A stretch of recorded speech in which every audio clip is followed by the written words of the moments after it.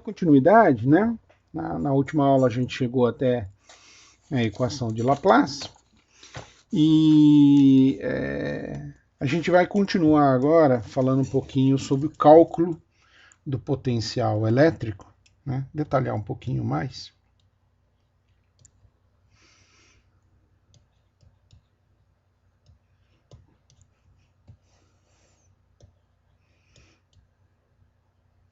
Então, o cálculo de uma distribuição de cargas. Tá? Esse é o primeiro tópico que a gente aborda. Então, vamos imaginar exatamente isso. A gente queira calcular o potencial. Peço para vocês tomarem bastante atenção, né? O que a gente está falando? A gente está falando o potencial elétrico, né? Não o campo elétrico. Então, bastante cuidado. Potencial elétrico vai envolver uma soma, mas uma soma ordinária, né? Então, digamos que eu tenho uma carga aqui e eu queira calcular em um certo ponto R do espaço, tá? E a gente lembra que um dos valores importantes é esse R estilizado, né? Que depende de cada uma das cargas. Então, se aqui eu tenho uma carga QI, né? Vamos voltar aqui, uma carga QI, né? Na posição RI, e eu estou olhando lá na posição R, a gente sabe que o R estilizado é o RI menos o R, né? Desculpe. Aqui é o linha. Contrário, né? Já fiz besteira aqui. É o R menos o RI linha, então, né? Sempre lembrando que o linha é onde a gente está tentando achar a carga, né, da distribuição de carga. Tá? Então, a forma de a gente escrever o potencial, né, de uma carga seria V na posição R, né, ele é dado, né, por menos 1 sobre 4π epsilon zero. Esse menos 1 veio lá da definição, se vocês lembram bem, né, esse menos que está na frente. O 4π epsilon zero vem, né, também do campo elétrico, né?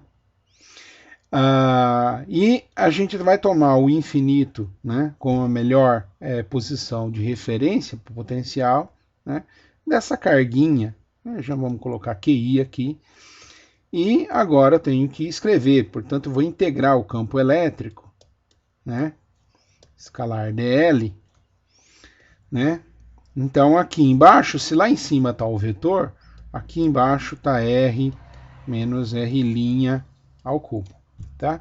Eu poderia escrever a mesma coisa, né? Cada vez mais a gente vai escrever como sendo 1 sobre, como se fosse R estilizado, no lugar de escrever os vetores do jeito que está aí, né? Usar o R estilizado. Né? Por enquanto eu estou mantendo essa notação. Mas logo a gente vai ficar só praticamente com R estilizado. Então, se eu integro, né, essa quantidade num caminho DL, então eu escrevo DL, por exemplo, em coordenadas esféricas, né, a gente vai notar que a gente só vai ter lá o DR para integrar, né, é uma integral de caminho, né.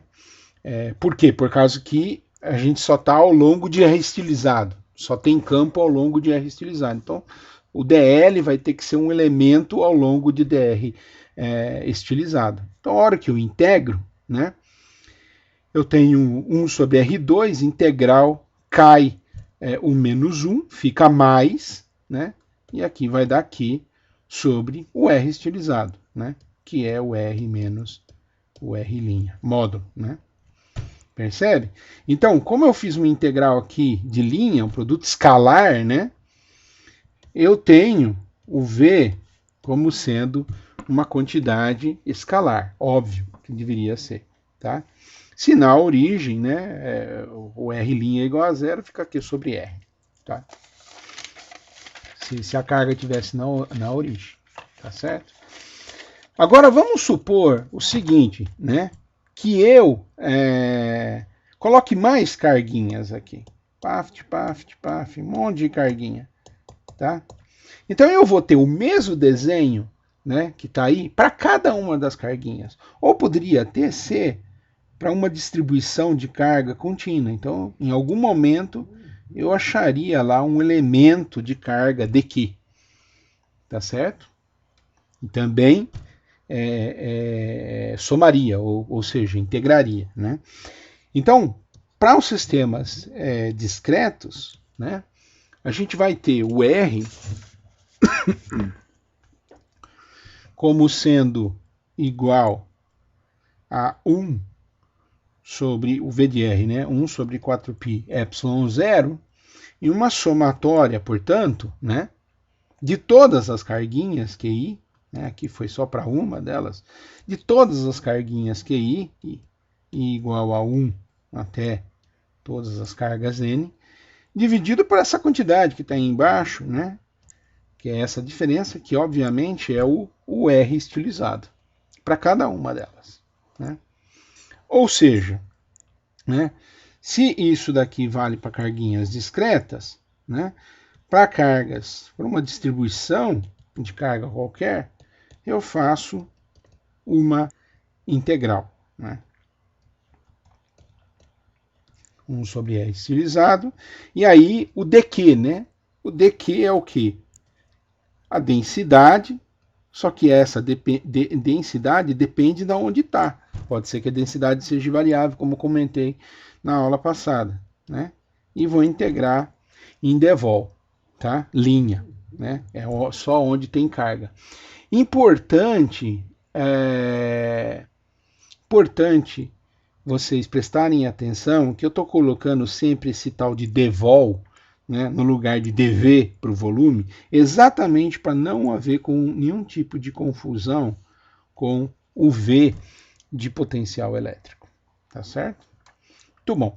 Então a gente pode calcular agora, de uma forma explícita, o caso que a gente viu na aula passada de uma forma muito mais simples, usando o teorema de Gauss, né? A gente pode calcular agora o potencial elétrico integrando uma distribuição de carga, ponto a ponto, né?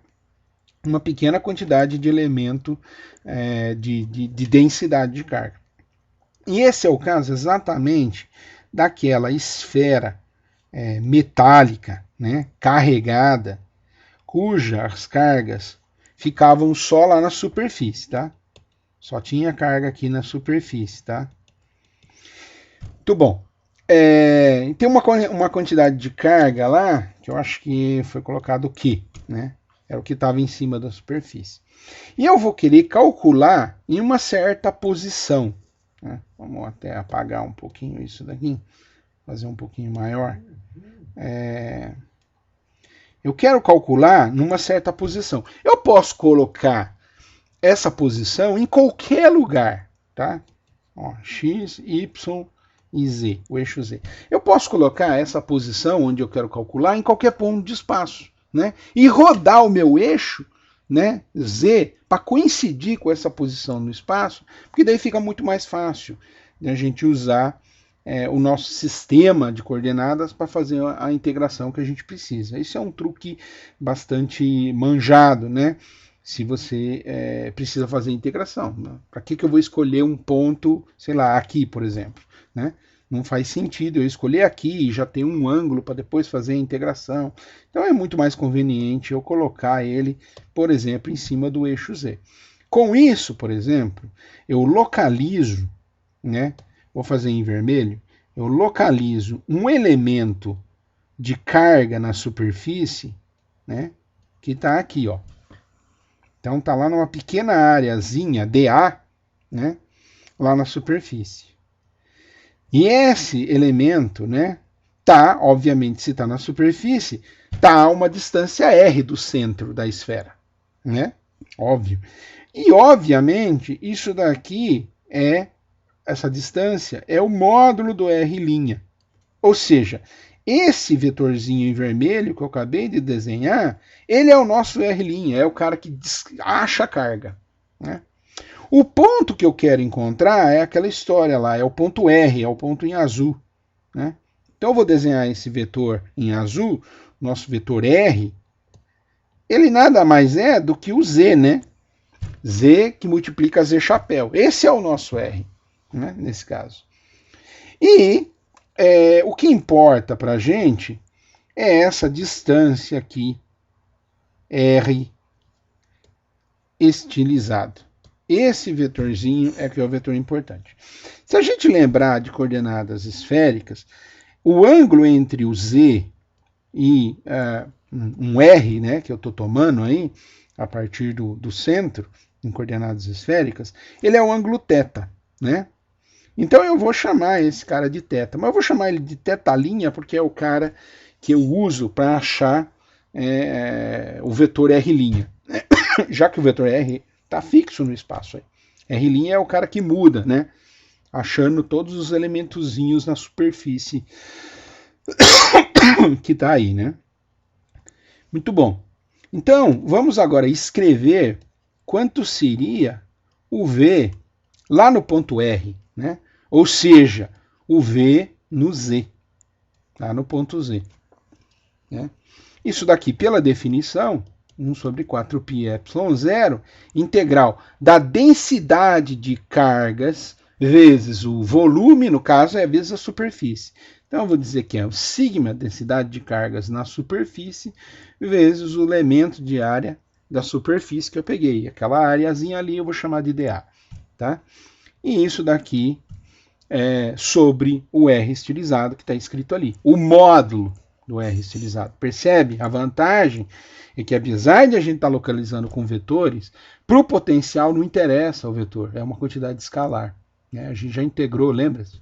A gente já integrou o potencial para uma pequena quantidade de carga dq, né? Isso é o equivalente do potencial para uma pequena quantidade de carga dq.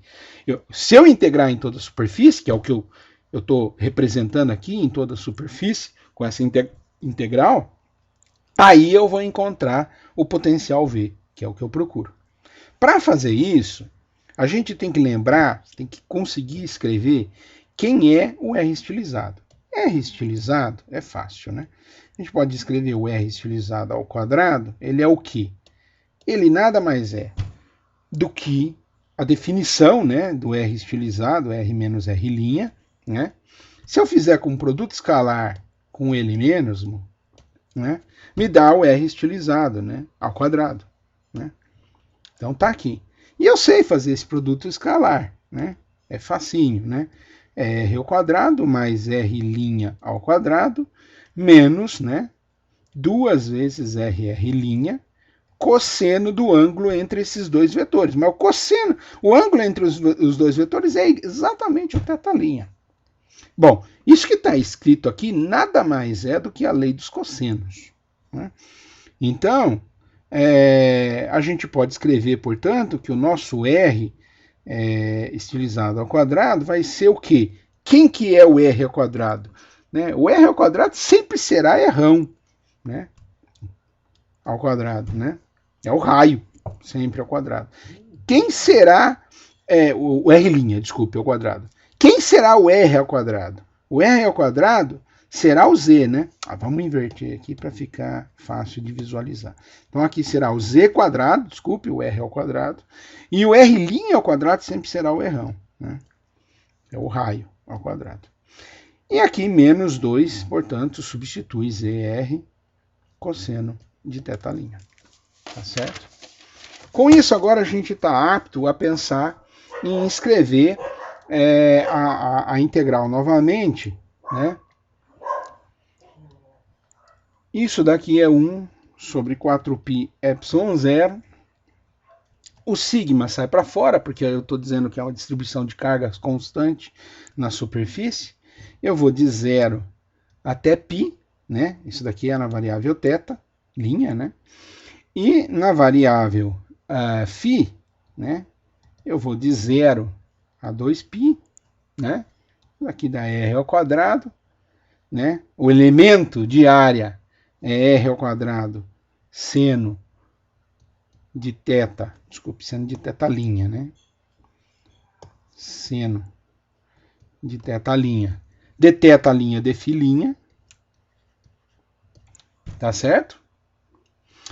E embaixo, o R estilizado nada mais é do que tirar a raiz desse cara aí, do R quadrado, né?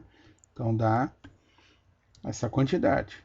R quadrado mais Z quadrado menos 2RZ cosseno de θ', tá? Então, percebe o seguinte, o dφ não tem nada que dependa de dφ. Então, simplesmente integro o dφ de cara, dá um 2π aí que vem para fora. Tá? O R2 também sai para fora. Né? 4π continua aqui embaixo, ε0. Né? E agora ficou para eu integrar de 0 a π no seno de θ dθ. Né? E embaixo eu tenho essa quantidade aqui que depende também do cosseno de θ, não do seno, do cosseno de θ. Bom, pá, aí o cara já está avisando para você, né? Se eu chamar alguma coisa que tem cosseno e derivar depois, vai dar seno. Então é claro que eu vou chamar u, né? Tudo que está dentro da raiz. R quadrado mais Z quadrado, mais nada, menos 2RZ cosseno de θ. Isso me leva que du é o quê? Mais, né? Derivado de cosseno dá menos seno, então dá mais 2RZ seno de θ' de θ', tá? Aqui era a linha. Então, beleza, eu tenho o seno de θ' que está ali em cima de θ, né? Exatamente o que eu precisava. Então, ó, substituindo esse resultado na integral, v de z vai dar 2π sigma r quadrado sobre 4π ε0, 2rz que vem lá do du, né? Integral de du sobre a raiz do que? Do u. E aí essa integral é ridícula de fácil, né? O 2π sobre 4π sigma r quadrado sobre 2ε, 2rz, né? Integra o raiz de u dá 2, o raiz do mesmo u aqui, calculado, né?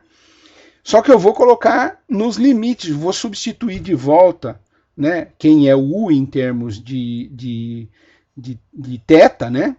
E calcular nos limites. Então vamos já começar a simplificar aqui, ó. Corta esse cara aqui, corta esse 2 que está aqui e esse 4π que está aqui, vai embora, né? Oi? Bom, acho que não foi comigo. Corta aqui, né? E corta o R que está aqui. Umas mensagens aqui, bom.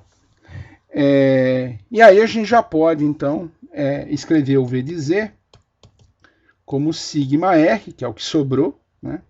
Sobre 2Z ε0, né?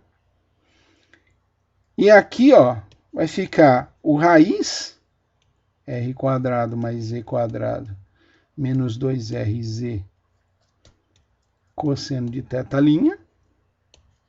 E isso eu vou calcular de 0 até π, né? O cosseno. Né? Então, se eu calculo nos dois limites, V de Z vai dar sigma R sobre 2ε0 Z.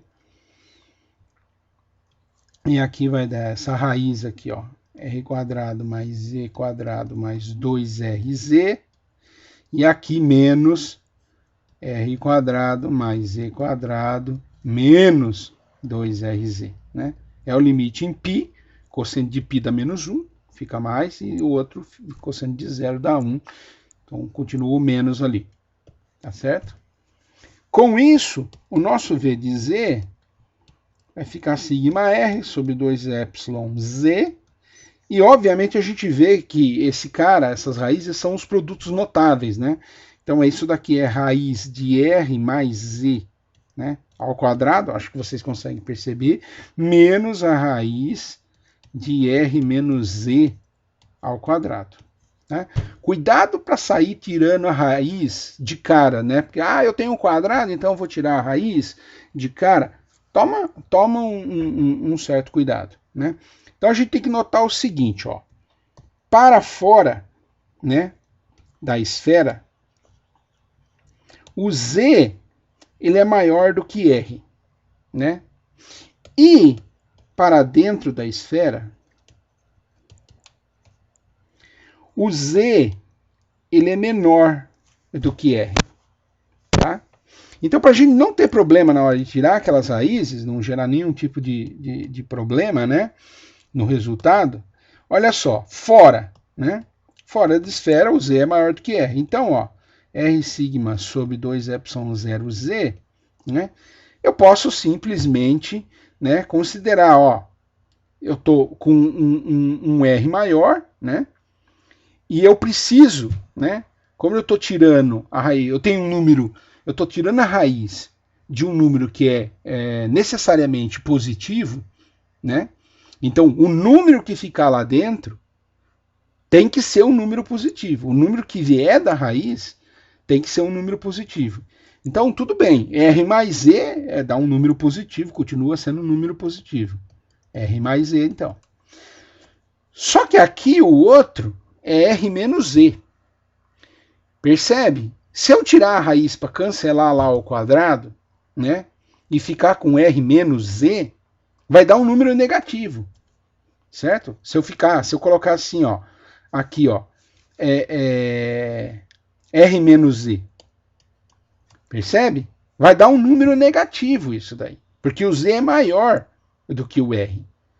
E aí, se eu tenho um número negativo, né, eu teria problemas, porque a raiz é de um número positivo, eu tinha um número positivo. Então, o que eu tenho que lembrar é que aqui, para ficar positivo, eu tenho que fazer Z menos R. Né? Não muda nada eu trocar lá dentro a ordem. Por quê? Porque, de fato, aí vai ficar um número positivo mesmo. Mas estava ao quadrado, professor, mas você está tirando a raiz.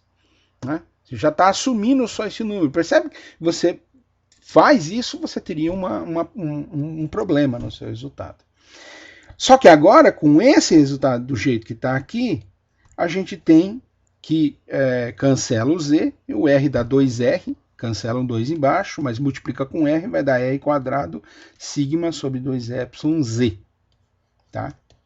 Portanto, esse seria o nosso potencial. Percebe? Fora da esfera. Um potencial que vai com 1 sobre Z. Parece bastante bom, né? Depende da distância, né? A esfera, né? Como se toda a carga da esfera estivesse no centro, né? Isso vai ficar mais claro ainda, daqui a pouco. Dentro da esfera, olha lá, a gente pega o mesmo resultado anterior, lá da raiz, só que agora a gente analisa. O Z é menor. O Z é menor do que o R. Então, o segundo termo aqui, ó, para ficar positivo, tem que ficar do jeito que está. R menos Z. Tá? Então, o que a gente tem agora é, nessa situação, R sigma sobre 2ε0z, e aqui R mais Z, menos, mantém, né? R menos Z. Né? Que o R é maior do que o Z. Tem que ficar positivo. E com essa situação, né, o R vai embora e o Z fica, dá 2Z. E corta com 2Z que está ali embaixo, portanto, dá R sigma sobre ε0. Olha que legal. Né? Dentro da esfera, o potencial é uma constante. É esse R sigma sobre ε0. Se lembrarmos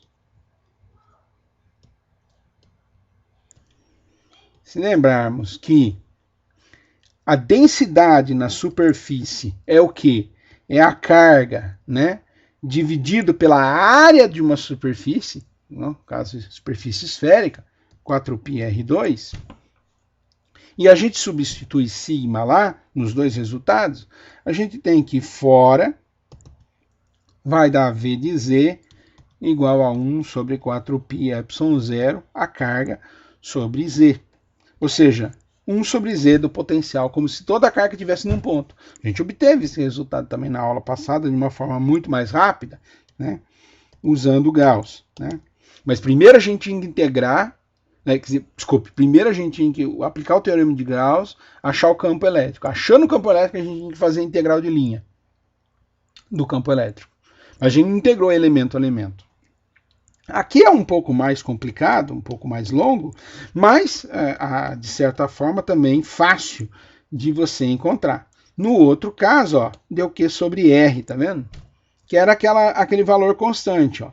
Cai com 1 sobre, né? Lembra que a gente tinha esse gráfico? Esse valor aqui, né? Proporcional, né? É esse valor aqui em cima, né? E depois, de forma contínua, cai com 1 sobre R, né? Que é esse valor aqui, em R. E é contínuo. Se eu derivo, se eu faço a derivada, então isso daqui é V. Se eu faço a derivada, né, o E, ele dá, né, vamos pegar só o módulo, o E vai dar alguma coisa assim, vai dar a derivada de uma constante é zero, né, e a derivada desse 1 sobre, né, vai dar um cara que cai com R2 aqui. Ixi, vamos voltar um back aqui, fazer esse 1 sobre R2 mais bonito, né? Mais rápido, tá? Do que o potencial. Perfeito, gente? Tudo tranquilo para todo mundo, hein? Esse é o cálculo direto. Ainda é fácil. Se a gente quisesse calcular por integração de elemento de carga o campo elétrico diretamente, seria um inferno. Percebe que seria um inferno? Porque a gente teria que calcular as componentes e tudo mais, ver que quem cancela com quem.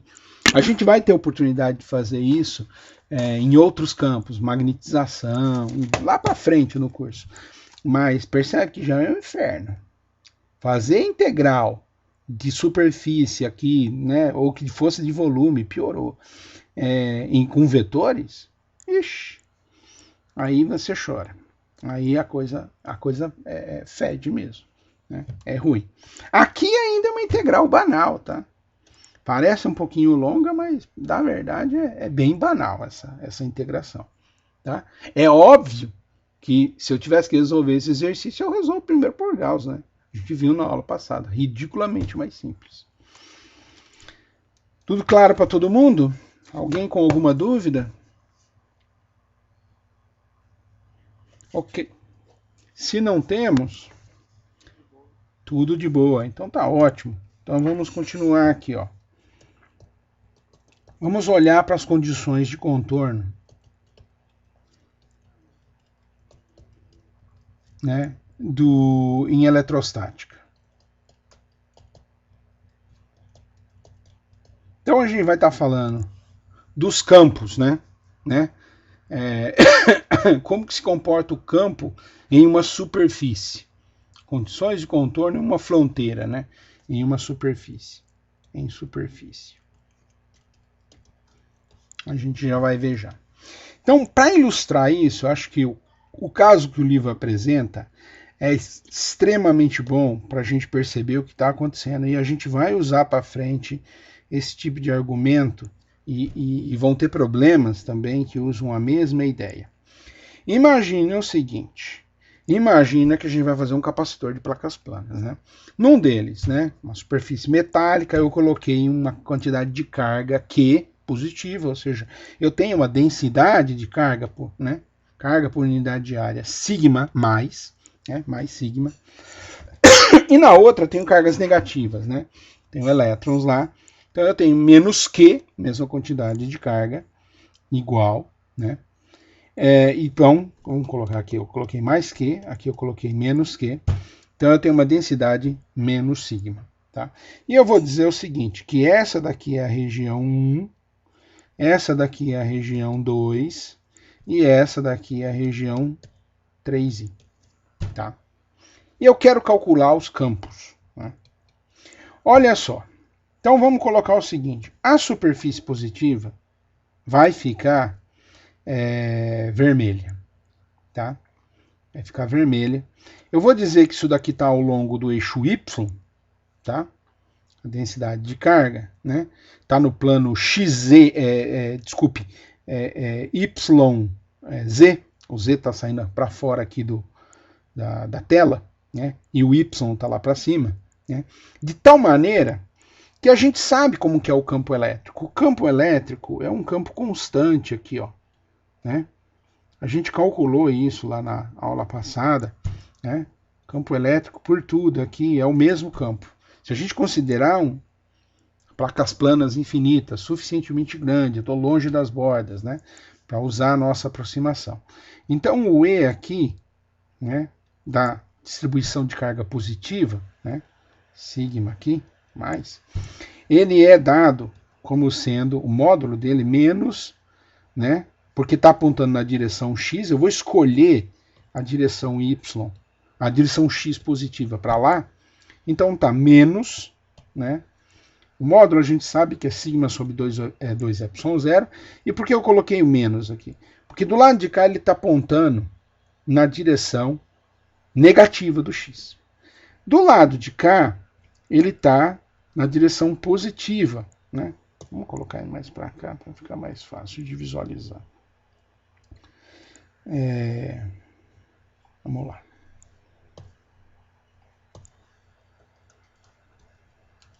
Tá? Então, isso daqui, o E, aqui é menos sigma sobre 2ε0 na direção x chapéu. Do outro lado, obviamente, o campo é o mesmo, só que na direção positiva de x chapéu. Então, sigma sobre 2ε0 x chapéu. Mais, né? Ok. A outra, né, eu vou colocar como negativa, né, distribuição menos sigma aqui, então vou colocar como vermelho. E aí o campo, mesma coisa, só que daí o campo entra, né, mudam os sinais. Então o campo é assim, ó, tá? Esses vetores são iguais aqui, ó, só que mudam os sinais, né? O campo chega nas cargas negativas, né? É um jeito mnemônico que dá para a gente lembrar desde o ensino médio, né? E o módulo do campo, bom, aqui, né, ele é E igual a mesma coisa, né? Só que agora ele está apontando na direção positiva, então é mais sigma sobre 2ε0 na direção x. E aqui do outro lado, o E é igual a menos, né, porque está apontando na direção negativa de x, menos sigma sobre 2ε0 x, tá certo? A grande questão que vocês têm que perceber é que tem campo, né, azul em todo o espaço sendo gerado, né? Em todo o espaço tem campo azul. Assim como tem campo vermelho, né, em todo o espaço, né? Sorry. Fiz desenho errado.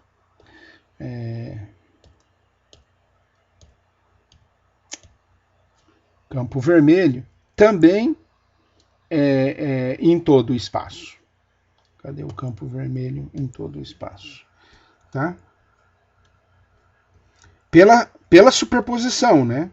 Se eu olhar, se eu esquecer a existência da carga azul, então eu olho só o que está acontecendo com a carga vermelha. E a carga vermelha gera esse campo que é constante em todas as posições do espaço. Então percebe que se eu somar vermelho com azul, né, aqui na região 1, né, então na região 1 dá 0. Na região 2, o vermelho soma-se com o azul o tempo todo. Então dá 2 vezes. Então na região 2, o campo vai dar E igual a sigma sobre ε0 na direção x.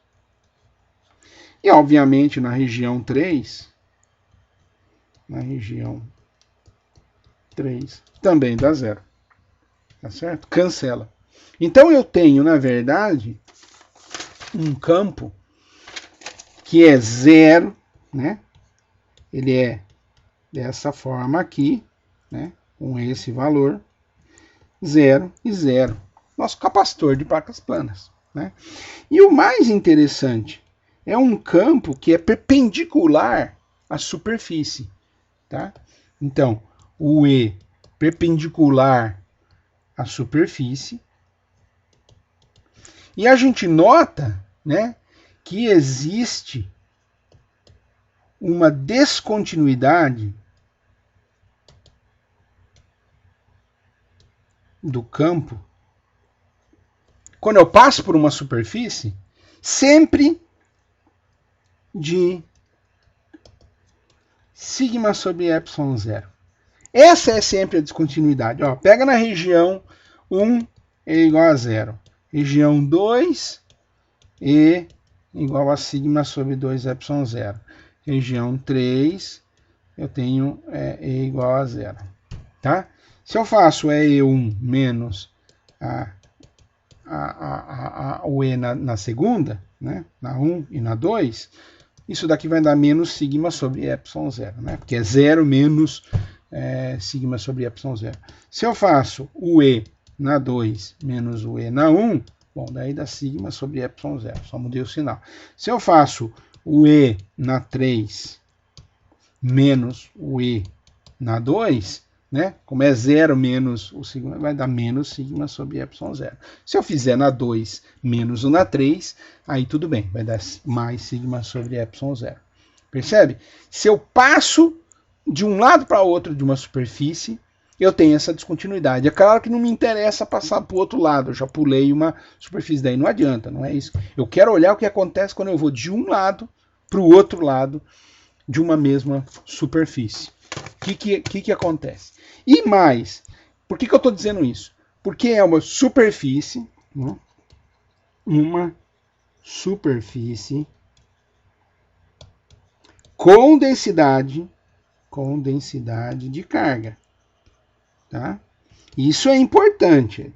A descontinuidade do campo está havendo, mas percebe, eu tenho carga, né? Eu tenho ali uma densidade de carga e ela está restrita à superfície. Isso é muito importante. Né? Se você fizer a conta, o mesmo vai valer para o caso da esfera, que a gente acabou de calcular aqui, ó. Tá?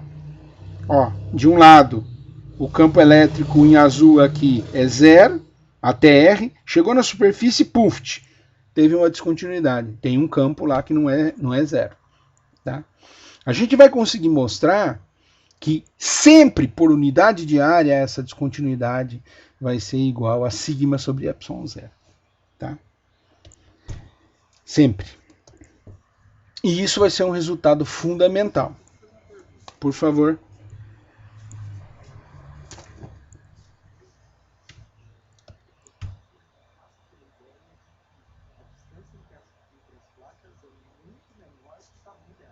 Isso, ou que as placas são infinitamente longas, né? Infinitamente grandes, tá?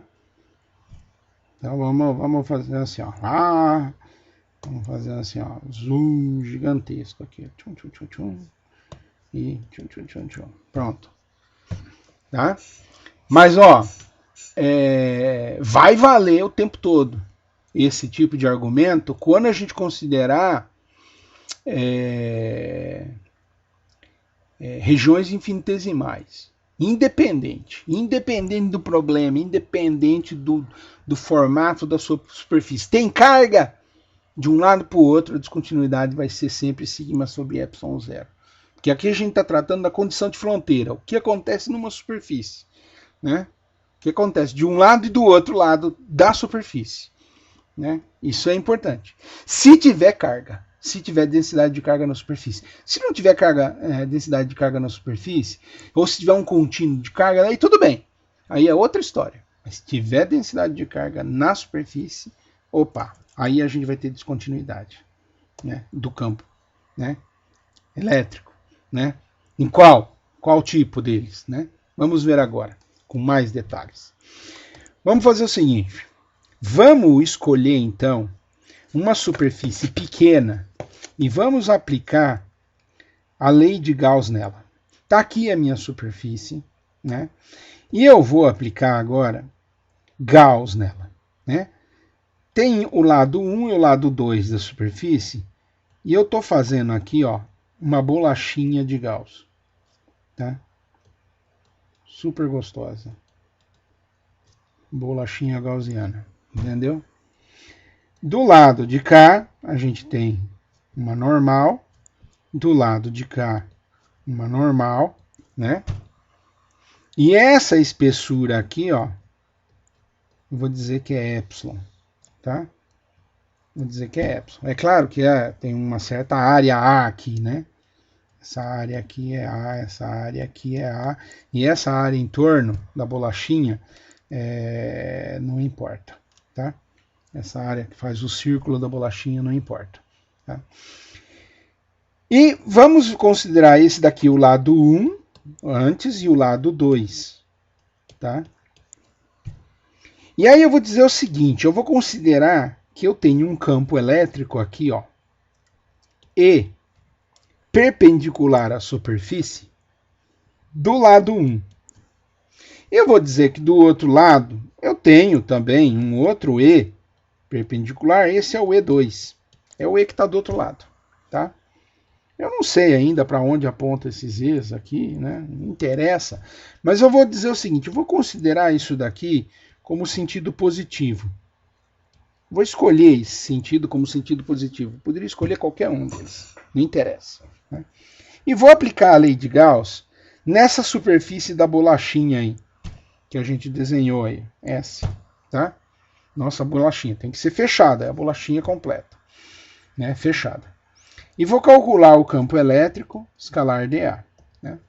É claro que eu vou abraçar uma certa quantidade de carga interna à bolachinha, que está aqui, ó, né? Tá aqui, ó. Vamos supor que seja mais, vai. Tá aqui na superfície, né? Não importa o lado, é uma superfície só, tá? Então tá ali, superfície. Tem essa quantidade de carga aqui, interno, tá? E essa quantidade de carga, como eu peguei uma pequena área, né? Eu vou dizer o seguinte, que é a quantidade de carga por unidade de área, ou seja, a densidade, vezes a área da bolachinha, peguei a carga aqui, interna, dividido por epsilon zero. É isso, minha lei de Gauss. E agora eu vou resolver a integral do lado de cá. Bom, aí é simples, é o E perpendicular na 2, né? Produto escalar, ele está apontando para a direita, produto escalar com o dA, então, né? O dA está na mesma direção do E perpendicular 2, então vai dar um A positivo. E eu tenho que somar também a contribuição do outro lado, só que, opa, o campo está para um lado, o dA está para o outro, né? Olha o normalzinho para onde está, então é um menos. Tá certo? E a contribuição dessa área que dá a volta na bolachinha aqui, ela é na parede aqui, eu vou fazer essa parede aqui assim em verde aqui, ó, rachurada aqui, ó. Essa parede em verde rachurada, ela não conta, né? Porque o dA dela tá saindo aqui da lousa, não, da tela do computador, e o E que a gente está considerando está perpendicular a isso. Então, produto escalar dá zero, lembra? Né? Então, só tem essas duas contribuições, isso daqui dá sigma A sobre epsilon zero. Corta o A e a gente conclui que o E perpendicular, né, menos o E perpendicular na região 1, ou seja, de um lado e do outro da superfície, é exatamente igual a sigma sobre epsilon zero. Olha que maravilha. Olha que maravilha. Né? Então, perceba o seguinte, que a gente está dizendo que de um lado ou do outro a gente vai ter que ter, né, a diferença tem que ser exatamente igual, a diferença, a descontinuidade do campo, tem que ser exatamente essa quantidade, sigma sobre epsilon zero. Sempre. Né? Essa é a nossa condição de contorno de fronteira. Tá? Agora você pode falar, tá, e o que acontece com a componente paralela à superfície do campo? Você considerou um caso que tinha um campo perpendicular. a superfície. E se tiver uma situação onde tem uma componente perpendicular e uma paralela à superfície? Tá bom. Então vamos pegar o seguinte, vamos fazer uma superfície aqui, qualquer. E vamos pegar e dizer o seguinte, aqui eu tenho um campo E paralelo 2, e logo abaixo, né, o E paralelo também. Né? Eu coloquei o perpendicular embaixo, coloquei em perpendicular embaixo, sorry. Vamos voltar aqui. As notas de aula tá em cima, tá? Vamos colocar embaixo, tá? Um E paralelo, né? E vamos dizer que isso daqui é na região 2 está acima, 2 acima, então aqui é 2, e aqui é 1 abaixo, 1 é abaixo, tá? Esses são os campos, tá? Vamos supor que os campos eram esses daqui, são esses, tá? Eu tenho uma superfície, né? Tenho uma superfície, e aí eu vou desenhar um circuito gaussiano, um circuito gaussiano não, um circuito, né, de integração que atravessa a minha superfície. Então vamos fazer um back aqui, vai, para tentar ficar bonito. Tá. Chega aqui, ele tá lá do lado de baixo, né? E eu vou integrar o campo elétrico, né? Usando lá o Stokes, né? Eu vou integrar o campo elétrico. Então, a integral do campo elétrico, um caminho fechado que eu desenhei ali em cima, escalar dl, né? Vamos dizer que esse caminho é um caminho gama. No caminho gama, tá? Eu sei que isso daqui tem que ser zero. E por que tem que ser zero? Né? Sabemos, pois a gente lembra da aula passada que o rotacional de E é sempre igual a zero. Então, pelo teorema de Stokes, né, eu sei que a integral do lado direito vai ter que dar zero, não tem jeito. Né? Então, eu já estou juntando aí, já de cara. Né? O que diz para nós o teorema de Stokes? Vamos fazer do ladozinho aqui, relembrando. Integral de um vetor qualquer, escalar dl, no circuito fechado, igual ao quê? A integral, né, do rotacional, desculpe, sorry, não é integral fechado, não. Integral de superfície, que tem como limite o caminho S, não é superfície fechada, não. Integral de superfície escalar dA, tá certo? Isso é o teorema de Stokes, né? No caso, né, a gente sabe se A, né, quando A é igual a E, né, a gente sabe, né, que esse cara dá zero. Isso daqui vai dar zero. Então é óbvio que do lado de cá deu zero. Né? Então por isso que a gente diz que a integral de E dl tem que dar zero. Então vamos fazer a conta. O E no 2, né, o E paralelo na região 2, que está lá em cima, eu estou integrando, né? Estou integrando aqui, nesse ramo que está aqui em cima, eu estou integrando, está no mesmo sentido do campo. Tá? Então dá positivo, vezes o comprimento. Vamos dizer que esse cara tem um comprimento L. Tá? E vamos dizer que esse outro comprimento aqui seja epsilon. Tá? Então, depois eu integro para baixo, né? Então eu vou no sentido para baixo, eu vou fazer mais o epsilon, o E perpendicular, né? O E perpendicular. Né? Posso pegar o que está acima, o que está abaixo, não vai interessar muito para a gente, tá? E depois eu vou integrar, né? Só que agora o E está contrário ao sentido da integração aqui, né? Olha a setinha para onde está integrando o caminho e olha para onde aponta o campo. Então é menos. Então, E na região 1, que está embaixo, paralelo, né? Vezes o comprimento L, só que menos. E o último, como eu estou subindo, né? E o E2 o E perpendicular estava dizendo que ele estava para baixo, então é menos epsilon E perpendicular, tá? O fato é que eu sempre posso fazer, independente do que você quiser, eu posso fazer o epsilon, né, tendendo a zero, né? Sempre posso, né? Até achar a superfície, tá certo? Então a contribuição dos perpendiculares vai dar zero, né? A contribuição do perpendicular vai dar zero de qualquer maneira, né? Então isso daqui vai cancelar com isso, né, de qualquer maneira, ou zerar de qualquer maneira, e eu concluo que E, né, paralelo da região 2 é igual ao E paralelo da região 1. Tá certo? Olha que maravilha. Isso mostra para a gente que o campo elétrico perpendicular, paralelo à superfície, é sempre contínuo. Tá vendo? Então a gente tem dois resultados. A gente tem que o E, né, na região 2, né,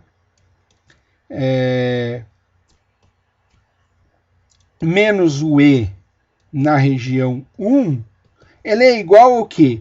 De uma forma geral, sigma sobre epsilon zero vezes a normal essa superfície.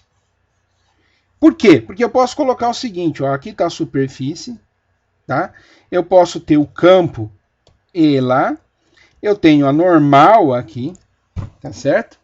A superfície. E aqui eu posso, vamos fazer um campo azul, vermelho, vai?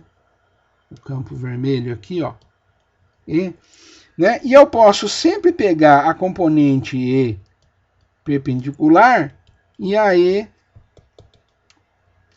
paralela. Tá certo? Sempre posso fazer isso. Decompor. Então, nota que se eu pegar a componente perpendicular, vai aparecer lá, né? É basicamente eu multiplicar a expressão que está aí no quadradinho pela normal. Então, se eu fizer o produto escalar com a normal, eu seleciono essa equação anterior aqui, ó. Eu seleciono essa. Tá? Eu seleciono essa. Se eu pegar e multiplicar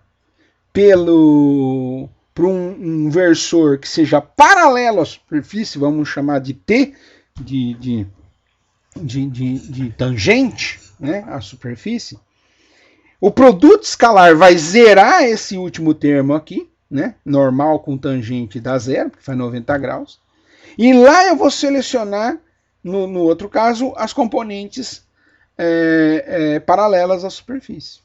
Então você vê que a diferença das componentes paralelas é igual a zero, enquanto que a diferença das componentes perpendiculares é igual a sigma sobre epsilon zero. Essa é uma condição fundamental, né? É uma relação de fronteira, condição de contorno em fronteira para o campo elétrico. Tá certo? Deixa eu só colocar aqui o textozinho de novo no celular, para caso alguém escreva, eu consiga ver. Saiu aqui, mensagens. Ok. De novo. A gente pode agora olhar, vamos olhar, né? Vamos pegar de novo uma superfície aqui, ó. Ops.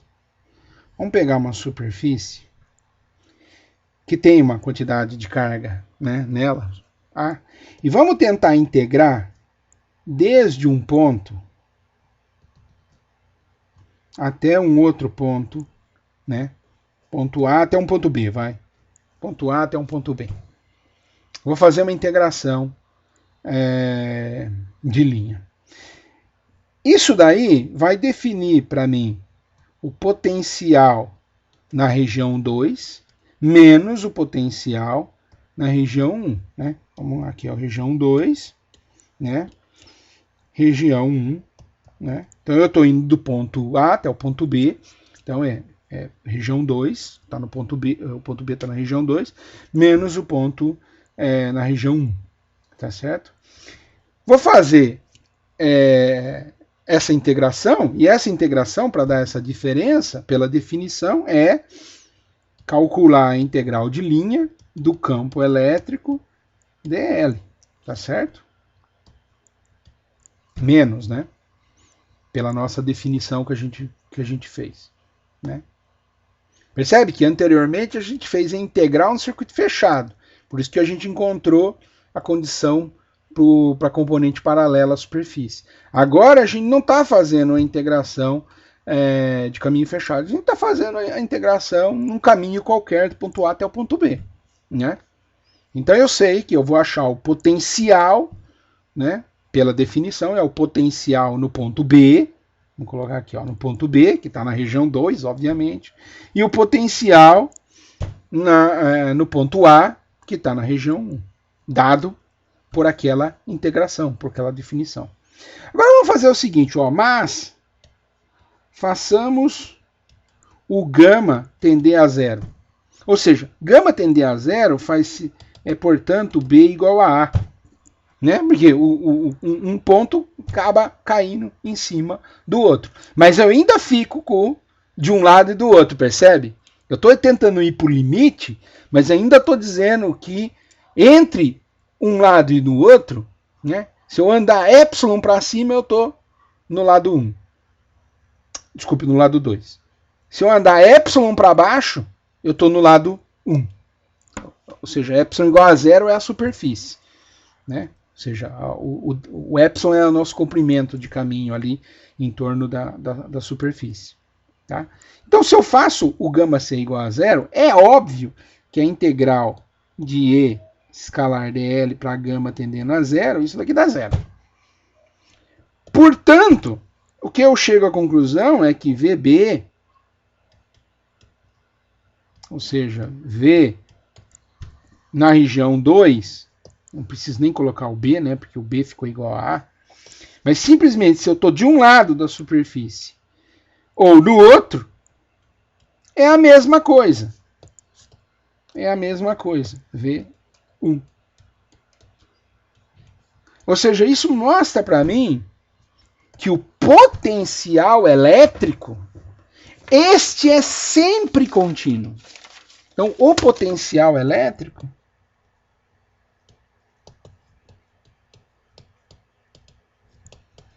é sempre contínuo. Não existe descontinuidade no potencial, né? Agora, já o campo existe descontinuidade. Agora vamos olhar para o caso, ó, vamos ver. O campo pode ter descontinuidade na componente perpendicular, né? No E perpendicular, né? Ou seja, E perpendicular 2 menos E perpendicular 1 é igual a sigma sobre epsilon zero. Tá?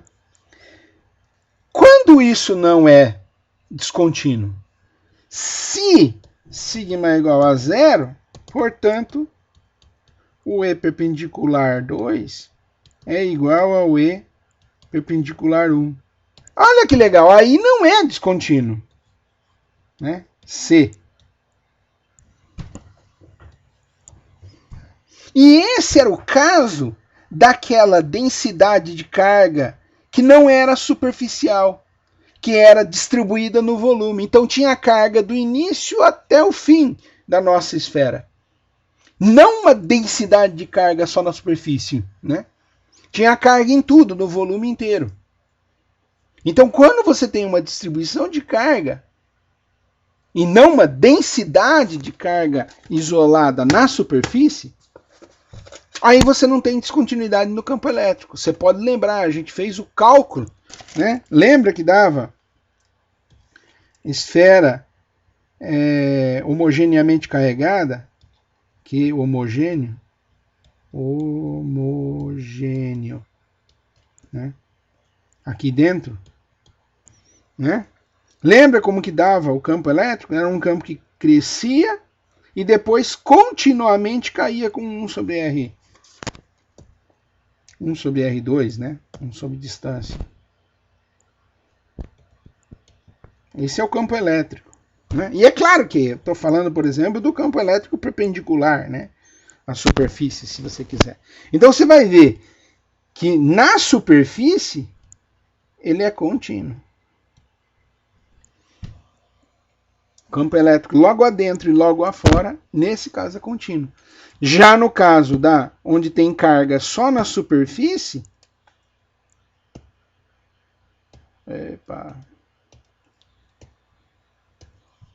olha lá, descontínuo. Ele é descontínuo o campo elétrico, que é esse azul aí, ó. Tá vendo? O campo elétrico é descontínuo. Isso é um resultado bastante importante que a gente tem que manter em mente. Tá? Maravilha. Vamos avançar aí um pouquinho de tempo que a gente tem da aula ainda. Hoje a aula pode ser que seja um pouquinho só mais curta. Vamos lá. Vamos olhar para o trabalho e energia eletrostática. Percebe? A gente ainda está todo no caso de meio que cargas paradas, né? E considerando só campo elétrico, por enquanto. Tá? Professor, só uma pergunta. Vai lá. Essa discussão da continuidade do campo elétrico, ou descontinuidade, tem no livro? Tem sim. Opa! Tá lá. Ele chama lá de condições de fronteira, né? E isso é uma parte extremamente importante. Eu vou fazer uma discussão, aproveitar a pergunta aí do colega. Desculpe, qual é o seu nome? Vitor. Vitor. A pergunta do Vitor é a pergunta mais importante que já houve, né, até agora no nosso curso. Porque esse fenômeno de continuidade ou descontinuidade do campo vai ser responsável para a gente compreender fenômenos depois. Refração da luz. Reflexão da luz. Por que a porcaria da luz bate no espelho e volta e a gente olha a nossa imagem no espelho? Tudo isso vai estar ligado com o comportamento do campo, aí no caso não é só o campo elétrico, campo magnético, na superfície das interfaces, né? Seja lá no espelho, seja no metal, o que acontece, absorve, não absorve. Então, uma série de fenômenos ópticos vão poder ser explicados quando ele interage com um objeto, com uma superfície, lembrando-se dessas condições de contorno do campo elétrico e magnético. Quem está trazendo, nesse caso, o campo elétrico e o campo magnético, no caso, por exemplo, é a luz. Né?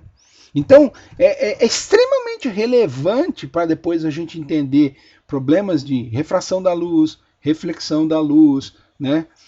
Difração da luz, tudo mais vai estar ligado a você compreender o que acontece com os componentes do campo. Porque luz é basicamente campo elétrico e magnético.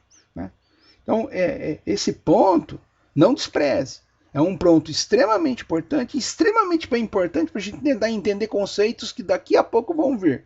Por exemplo, por que a gente consegue dizer que o campo elétrico é sempre perpendicular à superfície? Né? Por causa disso, por causa da descontinuidade e tudo mais. Né? A superfície metálica, por exemplo, você tem carga, o campo elétrico sempre chega perpendicular à superfície. Por quê? Você vai conseguir explicar usando essas relaçõezinhas de continuidade do campo elétrico paralelo e do campo perpendicular, né? Em qualquer outra situação. Tá bom? Importantíssima a questão aí do Vitor. Tá?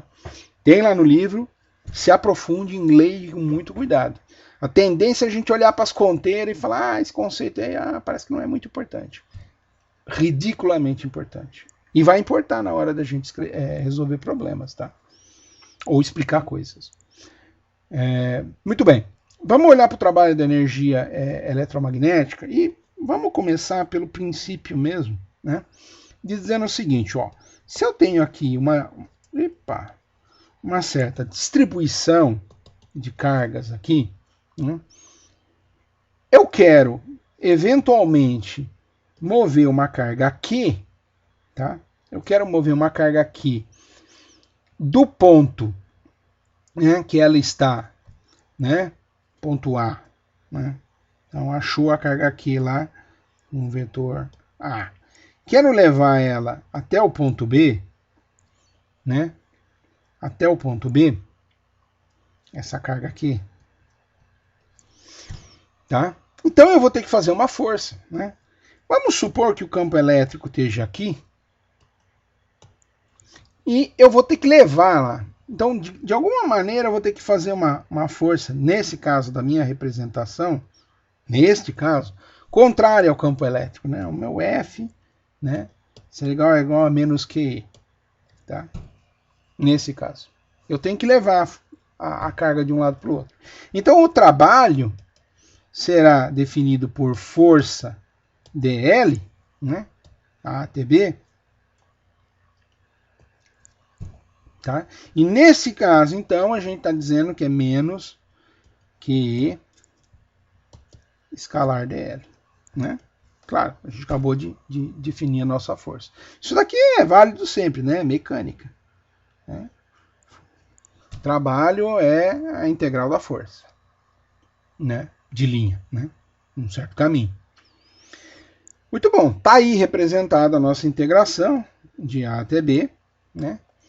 E eu, né, percebo logo que o que pode sair aqui para fora, eu tenho uma integral de A até B de EDL, com esse menusinho que está aqui fora.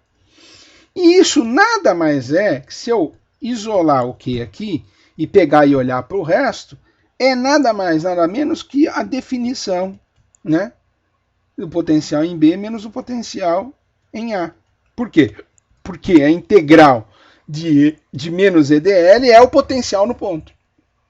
Se eu integrei em dois pontos definidos, né, potencial no ponto B, final menos inicial, menos o potencial em A. Tá?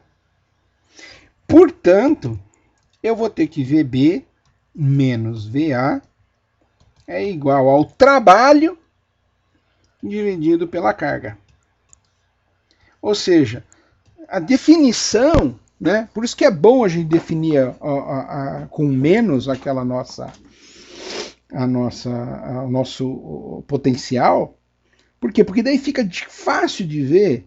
Percebe? Eu não disse em nenhum momento que a carga é positiva ou negativa ou whatever.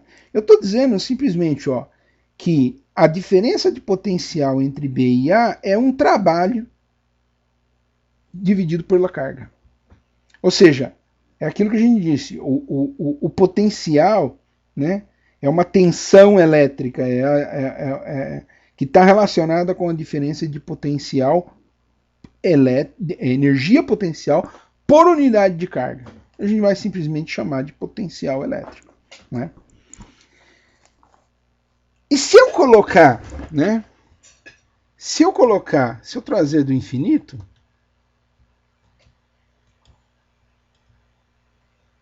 né, se o meu ponto A é o infinito e eu trago do infinito, o trabalho, portanto, vai ser que V no ponto R, né, menos o V no infinito, que tipicamente eu estou usando uma referência boa para dizer que lá é o meu zero. Tá?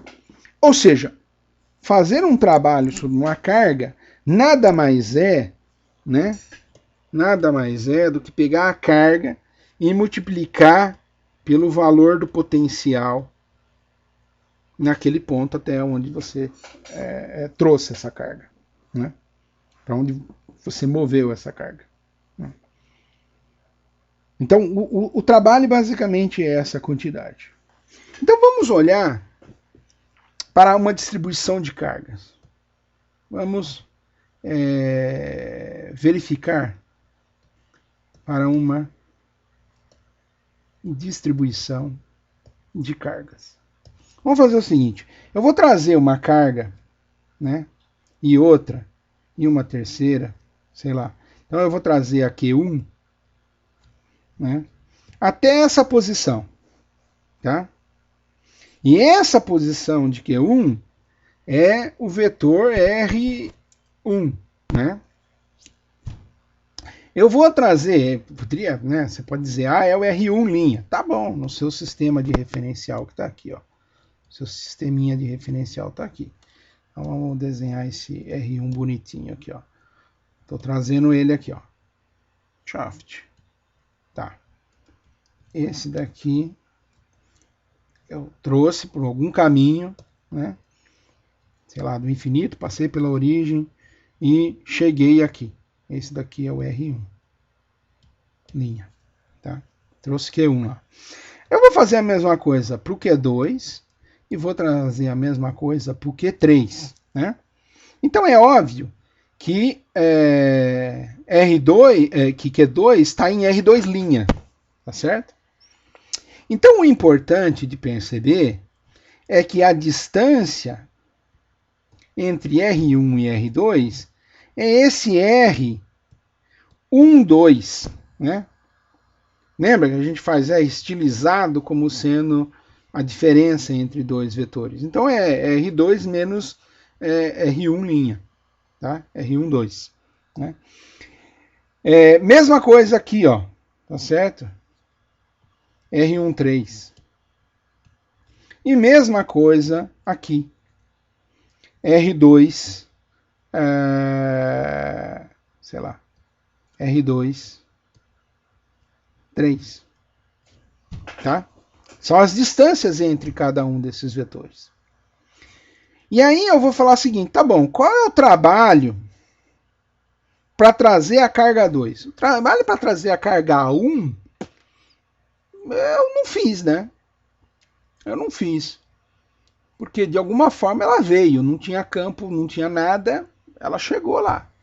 Chegou, digamos, sozinha, né? Pela inércia, primeira lei de Newton. Chegou lá, pum. Na posição onde ela está, R1. Tá? E qual é o trabalho para trazer a carga 2? Bom, é pegar o campo elétrico, desculpe, o potencial elétrico dessa carga 1 que já está ali, né? Que é isso daqui, né? E eu vou trazer a carga 2 até a posição 2. Então, a distância é R estilizado 1, 2, né? Ou seja, é a distância relativa entre a carga 1 e a carga 2. E eu vou trazer a carga 2 para colocar ela na presença da carga 1. Ou seja, potencial elétrico, então eu vou dizer, ó, isso daqui é o V de R1, né? E eu trouxe a carga 2 na posição 2, né? Desculpe, é o R2, né? É o V de R2, então é o potencial gerado pela carga 1 na posição R2, que é onde eu vou colocar a carga 2. Tá? Vamos lá, mais próximo. Vamos fazer o trabalho 3, que é trazer a carga 3 na presença da carga 1 e 2, que agora já estão lá, né? Então eu vou trazer a carga 3, né? Na presença da carga 1 e 2, que tem esse potencial V de 1, 2. Agora, tem duas cargas aí. Só que uma está na posição 1 e a outra está na posição R2. Tá? Só que eu vou colocar a carga 3 na posição R3, né? Como eu disse. Né? O vetorzinho R3 é onde vai achar a carga 3. Tá? Então, ó, para escrever o potencial V1, 2, né? É fácil, é só escrever potencial de duas cargas e usar o princípio da superposição. Da carga 1, né, é 1, 3, né? Porque é lá no ponto 3 que eu estou me interessando para encontrar o potencial. E da carga 2, só que lá no ponto 3. Né? É esse vetorzinho aí de diferença que me interessa para definir esse potencial. Certo? E daí eu multiplico pela carga 3. Bom, fácil, né? Se eu quiser o potencial para trazer uma quarta carga, meio que ficou fácil, né? É trazer a carga 4 na presença da carga 1, 2 e 3. Q1 sobre R1, 4, mais Q2 sobre R2, 4, mais Q3, R3, 4. Tá? Carga 1, 2, 3, na posição R1, R2 e R3, né? Só que eu quero trazer a carga na posição 4, a carga 4. Né? Então é o próximo índice aí, próxima diferença R estilizado que a gente tem que considerar. Tá? E é melhor escrever como R estilizado, porque percebe como ia ficar feio aquelas diferenças de vetores com o módulo, né? Fica chato. Tá bom. Ah, mas aí eu trouxe 4 cargas. Eu quero saber o trabalho total. O trabalho total é somar esses 4 trabalhinhos. Né? Então, como que eu faço? Eu pego o primeiro deles lá, que é o 2, né? O 1 é o 2, né? Vai do 2 ao 4. O 1 eu não fiz trabalho nenhum para trazer a primeira carga, não tinha nada. Né? Então, ó, o do primeiro trabalho deu isso. O do segundo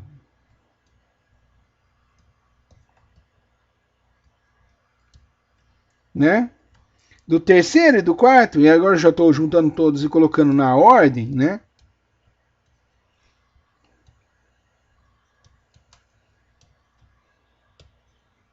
Q2, Q3, agora já estou na segunda carga, né? Q2, Q4. E o último, né? Que é a carga 3 na presença da carga 4. Tá? Dá essa soma. Tá vendo? Q1, Q2, depois Q1, Q3, Q1, Q4. Andrei por todas. O 2. Q2, Q1. Opa, mas peraí, isso eu já contabilizei. Então é Q2, Q3, que eu não contabilizei ainda. Q2, Q4.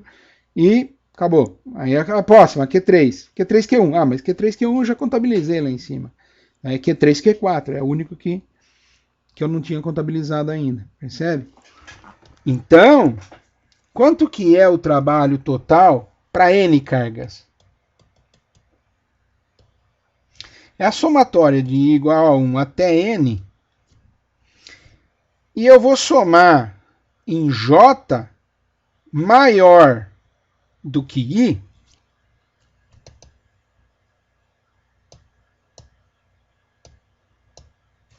J maior do que I, para não contar duas vezes, percebe? Do que? De QI, QJ, sobre o R estilizado IJ. É isso que está lá na expressão anterior, né?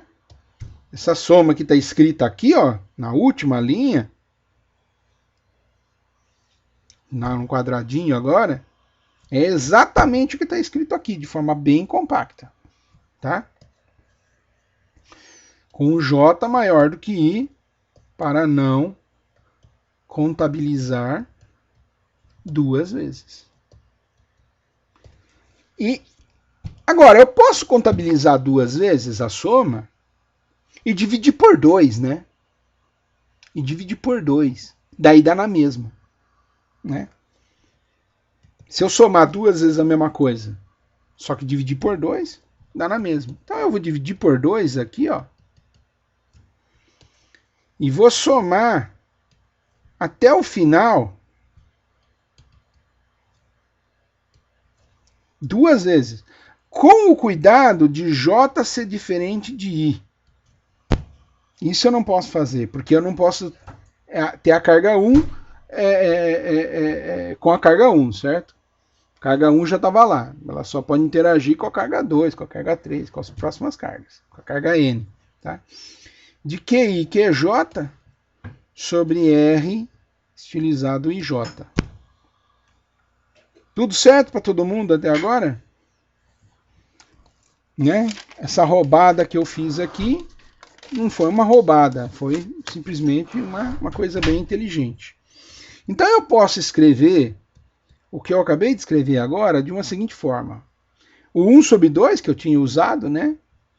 Vou deixar o somatório aqui da carga que eu quero, que eu vou trazer, né? E vou deixar esse outro somatório de QI, QJ, desculpe, QI já está fora, sorry. De QJ, né? Vou deixar o 4π epsilon 0 aqui dentro, e aqui eu vou colocar R estilizado IJ. Tá?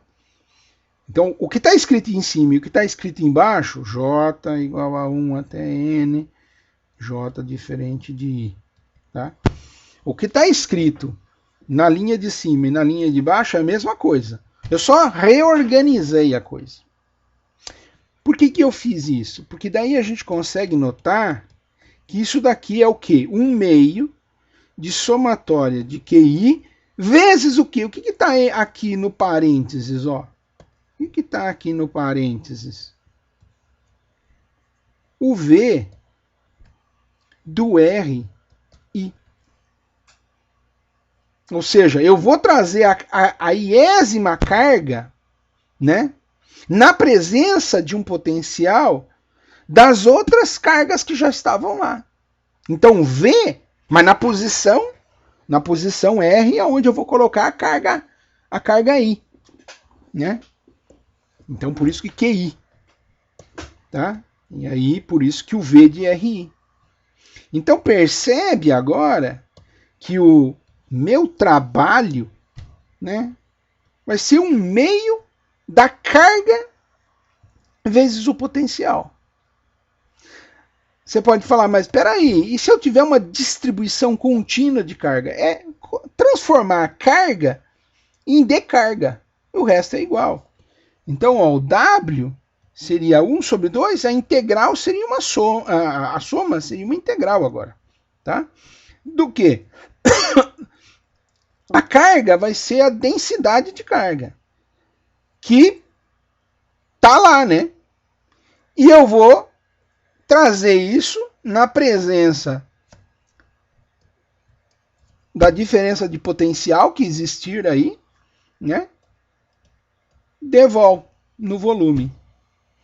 Percebe que esse devol aqui, ó, vezes, se eu pegar aqui, ó, devol vezes ρ, né? Vou colocar o ρ de R, né? Onde tiver carga. Vezes ρ de R, porque eu vou trazer a carga na posição do potencial R, na posição R. Né? Então, ρ de R devol é exatamente igual ao que? dq. Uma quantidade de carga lá na posição R.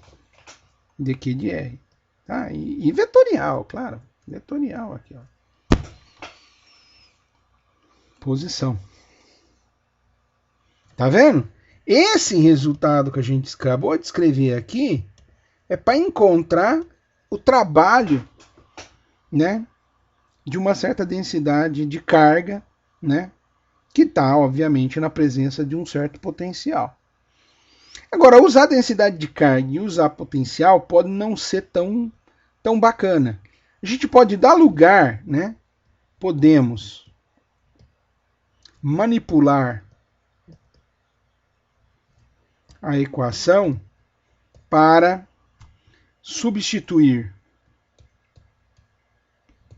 V e ρ por E, por campo elétrico, né? Que pode ser mais interessante. E aí eu tenho que lembrar que o divergente do Re, né, lei de Gauss, relaciona o campo elétrico com a densidade, com o ρ de R. Né? Vou até colocar assim, ó, ρ de R. Tá? Portanto, ó, se eu volto lá se eu jogo essa equação lá em cima, né, eu vou ter o seguinte, que o trabalho agora é o epsilon 0 sobre 2, né? Que eu multipliquei o epsilon 0 aqui para escrever ρ, né? Integral, né? Então o que eu coloquei como ρ vai ser o epsilon 0 vezes o divergente do campo, que ficou aqui dentro da integral ainda, né? que multiplica o V de R, e eu tenho que fazer uma integral no volume, tá? Devolve. Aí eu consigo o trabalho de novo. Você fala, puta, mas parece que ficou mais feio, professor, porque agora tem o divergente do E integrado, né, no volume. Que nada. A gente lembra da integração por partes. Se você lembra que eu falei que ia ser importante? Ó, se eu tiver uma função escalar que multiplica um vetor, né, função f, escalar, multiplica um vetor, e eu tirar o divergente desse cara, a gente viu isso. É copiar a função, tirar o divergente do vetor e somar o vetor com o produto escalar com o gradiente da função. Pronto, a gente viu esse resultado lá atrás. Segunda aula, eu acho. Aí você fala, tá bom, e o que eu faço com isso? Aplica a integração dos dois lados, integral no volume dos dois lados. Então eu vou integrar no volume, né, o divergente de F e A, devol, né? E é claro que isso daqui vai ser a integral no volume também. De quem? Do lado direito, né? Do F divergente de A devol, mais, né, a integral de F, mais integral no volume de quem? De A vezes o gradiente de F. Tudo isso devol. Tudo isso integral no volume. Por que eu deixei esse espacinho? Porque se eu lembrar, a integral no volume do divergente de um vetor, F vezes A é um vetor, tá? Continua sendo um vetor, né? Então, a integral no volume do divergente, se eu aplicar Gauss, se eu aplicar o teorema de Gauss, né? Vamos aplicar aqui, ó, daqui para cá o teorema de Gauss. E eu transformo a integral, que está à minha esquerda aí, eu transformo em integral de superfície. E agora não mais do divergente, do vetor, né? Que é FA. Vezes escalar, né? dA. Então percebe que agora eu posso esquecer essa integral mais esquisitona do divergente e usar o FADA e o que está ali. E o que a gente tinha, só para não perder de contexto? A gente tinha o divergente de um vetor que multiplicava uma função escalar. Então, ó, olha que legal. Ó. Chama isso daqui, ó, vou fazer em vermelho, chama isso daqui de F e chama isso o E de A. Né? Que era o que estava lá. Ó. E agora a gente volta com esses resultados. Né? Então, antes de fazer isso, né, vamos reescrever isso daqui, ó, pegando só o termo em azul e depois a igualdade, né? E aí a gente pode escrever assim, ó, integral de F divergente de A, né? Que era, lembra, que era o que a gente tinha lá, né? Devol, ele pode ser escrito, né, como sendo o F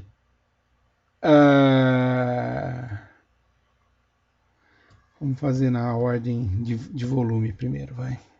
Vamos fazer menos, né? Passei para o outro lado da igualdade, menos o A divergente de F, gradiente de F, devol, que é o último termozinho lá de cima, né? Passei como negativo para o outro lado da igualdade, e menos, né? Mais o termo que está em azul, F vezes A. Acho que eu já estou cansado, gente. Tá certo? Então eu peguei, vamos pegar aqui, ó. Eu peguei esse termo, né? Eu peguei esse termo e esse outro termo eu passei para o outro lado da igualdade. Esqueci esse. Isso daqui não me interessou, né? Eu só usei isso para chegar nos termos que eu precisava. Por quê? Porque eu tenho um vetor multiplicado por um gradiente, né? Nesse caso, e eu tenho um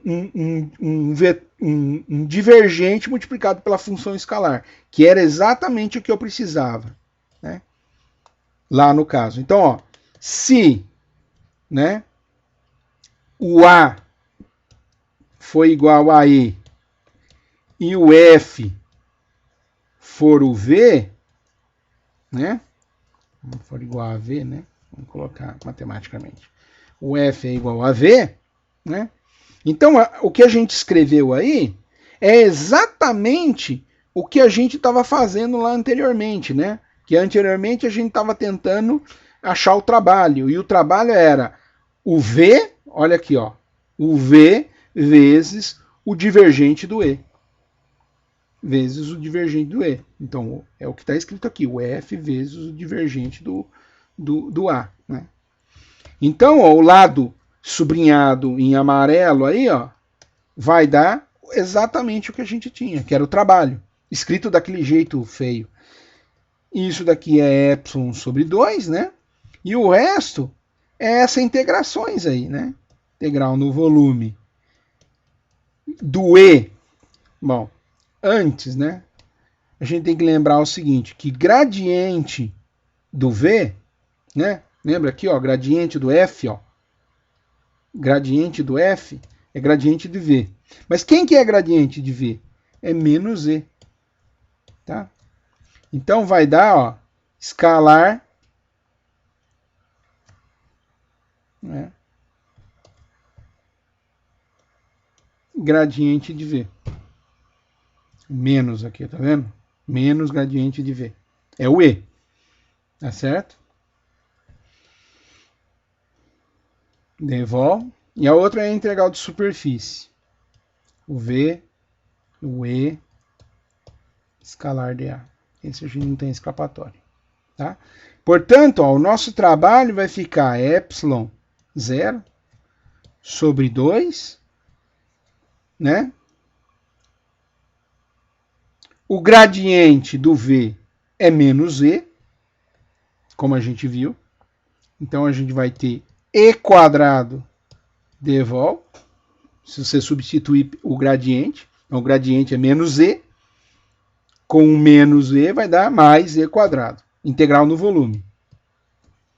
Mais um epsilon 0 sobre 2, né, que está pegando todo mundo aqui. Integral de superfície. Que superfície? A superfície que envolve esse volume aí. Do potencial vezes o campo elétrico dA. Tá terminando, gente. Esse é o nosso resultado final. Solução exata. Para qualquer volume. E qualquer distribuição de carga. Agora a gente tem que lembrar o seguinte, ó, OBS, que o E, ele tipicamente cai com 1 sobre R2, certo? E o V, ele cai com 1 sobre R. Já o volume, ele vai com R ao cubo. Então, a hora que eu multiplico, né, o E e o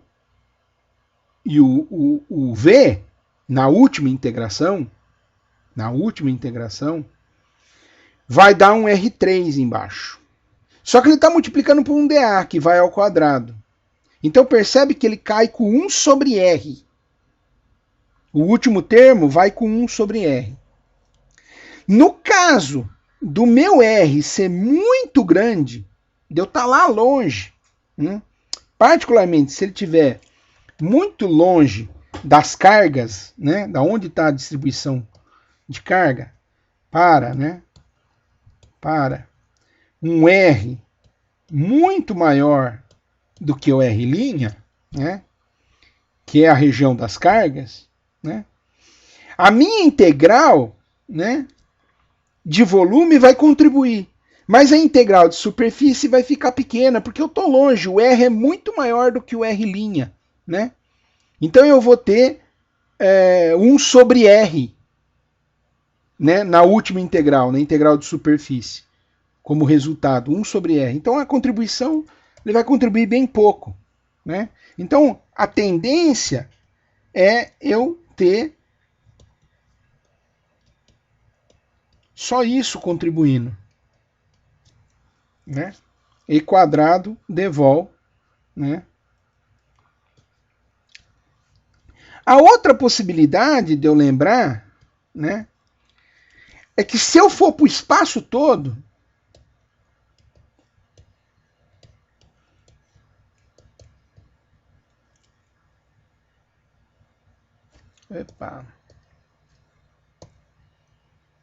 se eu for para o espaço todo, você pode dizer, pô, mas daí vai explodir, né? Não, não vai. Todo o espaço. Todo. Ai, que droga. Difícil essa canetinha. Todo o espaço, né? Integração em todo o espaço. Se eu integrar o campo elétrico em todo o espaço, o trabalho vai ser escrito dessa maneira. Por quê? Porque volta lá na nossa integração. Eu tenho E ao quadrado. Então, E ao quadrado, se cai com 1 sobre R2, vai dar 1 sobre R, o volume vai com R ao cubo, então dá R ao cubo em cima, R a quarta embaixo, dá 1 sobre R. Então, ele não explode no infinito. Ele vai 1 sobre R, R infinito, dá 0 lá no infinito. Joia. Né? Contribuição lá no infinito é 0 para a energia. Agora, o segundo termo lá no infinito, percebe? É o R e o V vai dar 1 sobre R3. Né? E o dA, então vai cair 1 sobre R. Só que essa integral acontece só lá no infinito. Então, com 1 sobre infinito mesmo. Vai dar 0. Então, ela vai contribuir exatamente com 0 no infinito. Dizendo, ó, eu abracei o universo. Aonde está o final do universo? No infinito. Então, essa minha superfície é lá no infinito. E eu vou integrar do 0 até o infinito a primeira integração. Mas percebe que ele sempre cai com 1 sobre R, ele não vai integrar indefinidamente, mas ele não vai somar 0 também. Certo? Vai depender da quantidade de campo elétrico que eu tenho ali. Então ele vai contabilizar o campo. Mas a última parte, se eu integrar no espaço todo, né, quando eu escrevo todo o espaço, dá 0. O último termo contribui exatamente com 0, o termo de superfície. Por isso que é correto dizer que a energia, né, acumulada no campo, né, ou o trabalho que eu tenho, é o campo elétrico ao quadrado integrado no volume. É o quanto de energia eu tenho acumulada no campo elétrico. Percebe? E esse é um resultado que vai ser extremamente importante para a gente definir, por exemplo, energia armazenada num capacitor, assim por diante. Tranquilo, pessoal? Acho que esse é o último ponto. Ficamos hoje terminamos um pouco mais cedo, ficamos por aqui. Na aula que vem, a gente tem alguns exemplos a serem feitos de como calcular o campo elétrico, de como calcular o potencial elétrico para diferentes situações, e dali a gente segue. Né? Tem bastante coisa ainda para a gente trabalhar. Né? Com capacitores, então o próximo tópico também será capacitores, depois corrente elétrica também. Corrente contínua, né? É isso aí, pessoal. Ficamos por aqui. Qualquer dúvida, podem tirar fora da gravação. Nos vemos na semana que vem.